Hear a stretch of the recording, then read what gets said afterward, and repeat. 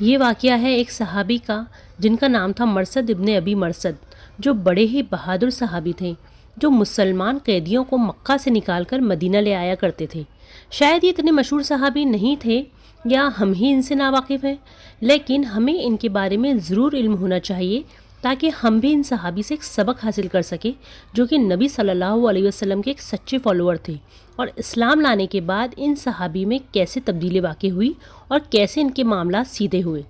تو دیکھیے، مکہ میں ایک فاحشہ عورت یعنی ایک پروسٹیٹیوٹ تھی جس کا نام تھا اناق، اور زمانہ جاہلیت میں یعنی یہ صحابی مرثد ابن ابی مرثد کے اسلام لانے سے پہلے یہ عورت ان کی دوست ہوا کرتی تھی۔ دیکھیے، عام زبان میں سمجھنے کے لیے گرل فرینڈ کہا جا سکتا ہے، کیونکہ ان دونوں کی شادی نہیں ہوئی تھی اور یہ ایک دوسرے سے کافی آشنا تھے۔ ریممبر، یہ زمانہ جاہلیت کی بات ہے، before he became Muslim,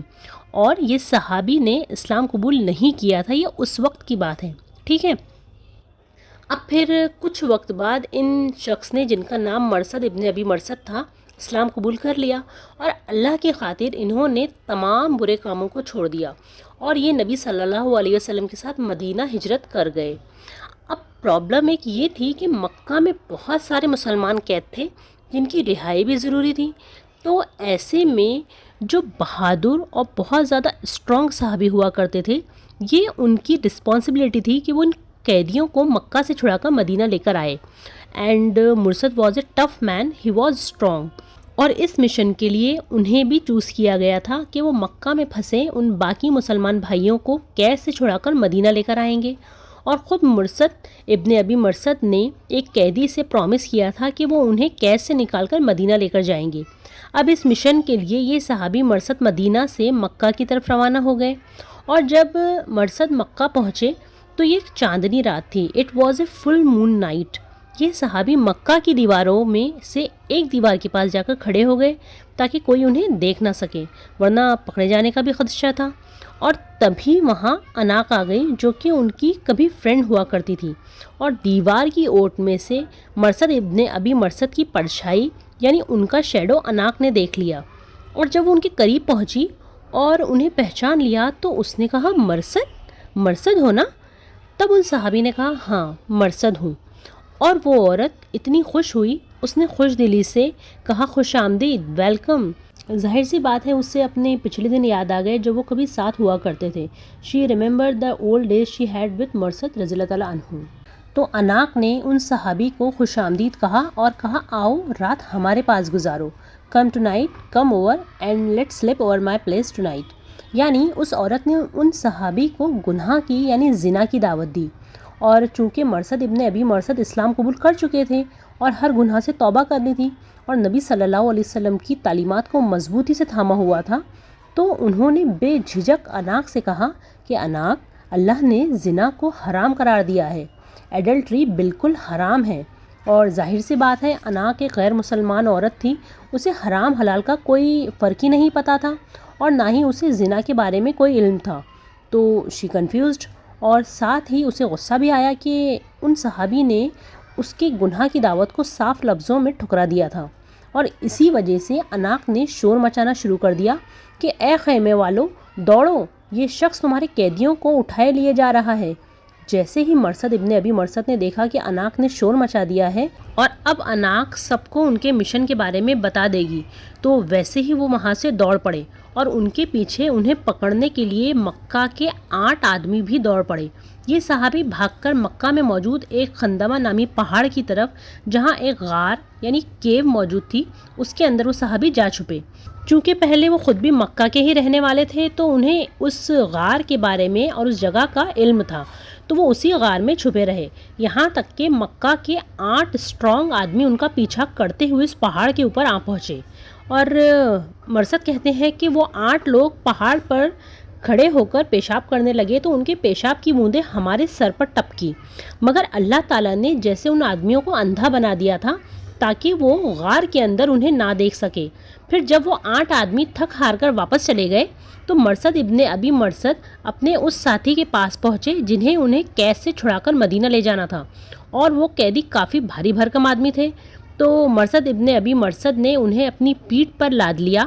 remember, مرصد ایک بہت ہی اسٹرانگ مین تھے اور وہ انہیں لے کر ایک مقام الازخر وچ از جسٹ آؤٹ سائڈ مکہ وہاں کی جھاڑیوں میں پہنچے، اور وہاں پہنچ کر مرصد نے جنہیں قید سے رہا کیا تھا ان صحابی کی بیڑیاں کاٹ دی، یعنی ان کے ہاتھ اور پاؤں میں جو زنجیریں بندھی تھی، یعنی جو چین تھی، انہیں مرصد نے کٹ کر دیا، اور اس طرح وہ دونوں مدینہ کی طرف چل پڑے اور الحمدللہ successful he got his brother released. اب دوسرے دن مرصد ابن ابی مرصد نبی صلی اللہ علیہ وسلم کے پاس آئے اور نبی صلی اللہ علیہ وسلم سے ایک سوال کیا۔ امیجن انہوں نے نبی صلی اللہ علیہ وسلم سے کیا کہا ہوگا؟ انہوں نے نبی صلی اللہ علیہ وسلم سے کہا، اللہ کے رسول، میں اناق سے شادی کر لوں؟ آپ ذرا سوچیں کہ وہ صحابی کس چیز کی پرمیشن نبی صلی اللہ علیہ وسلم سے لے رہے تھے۔ وہ اجازت لے رہے تھے کہ مجھے اجازت دیں تاکہ میں مکہ واپس جاؤں اور اناق سے نکاح کر لوں۔ آپ نے دیکھا،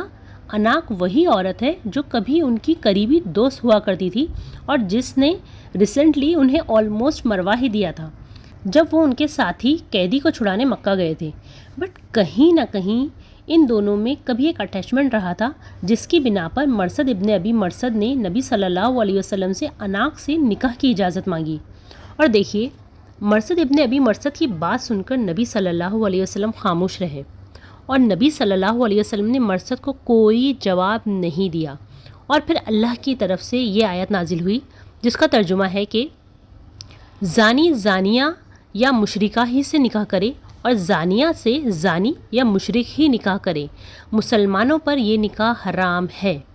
دیکھیے، اٹ واز سو سینسٹیو کہ اللہ تعالیٰ نے کیسے مرصد ابن ابی مرصد کے اس مسئلے پر ایک بہترین اور قیامت تک پڑھی جانے والی اس آیت کو نازل کیا کہ ایک بدکار عورت سے کوئی بدکار مرد ہی نکاح کرتا ہے یا بدکار مرد کسی بدکار عورت سے ہی نکاح کرتا ہے۔ اور پھر اس آیت کے نازل ہونے کے بعد نبی صلی اللہ علیہ وسلم نے مرصد ابن ابی مرصد سے فرمایا کہ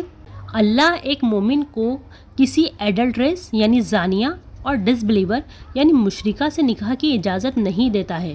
اور تم اس سے نکاح نہ کرو۔ یعنی نبی صلی اللہ علیہ وسلم نے مرصد ابن ابی مرصد کو اناق سے نکاح کی اجازت نہیں دی اور کہا اٹس حرام، اور اس طرح مرصد ابن ابی مرصد بھی اس آیت کے بعد سیٹسفائی ہو گئے۔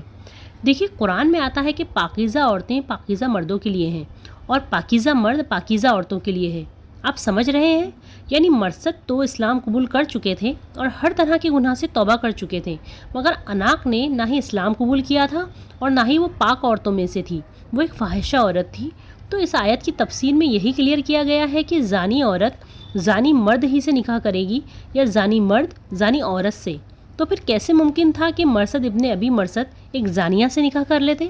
ایک مومن مرد ایک مشرکہ عورت سے کیسے نکاح کر لیتا؟ اینڈ دیٹ ایگزیکٹلی واٹ اناق از۔ دیکھیے، اس قصے سے ہمیں یہی پتہ چلتا ہے کہ یہ شخص اسلام لانے کے بعد کیسے حرام فعل سے رک گیا، اور ہمارے لیے اس میں بہت بڑی سیکھ ہے کہ ہم کیسے اپنے نفس پر قابو پائیں، بھلے ہم کسی سے کتنے بھی زیادہ اٹیچ ہوں، بٹ اگر وہ عمل ہمارے اللہ کو ناراض کر رہا ہے تو ہمیں اس سے باز آ جانا چاہیے۔ اللہ تعالیٰ ہمیں کہنے اور سننے سے زیادہ عمل کی توفیق عطا فرمائے، آمین یا رب العالمین۔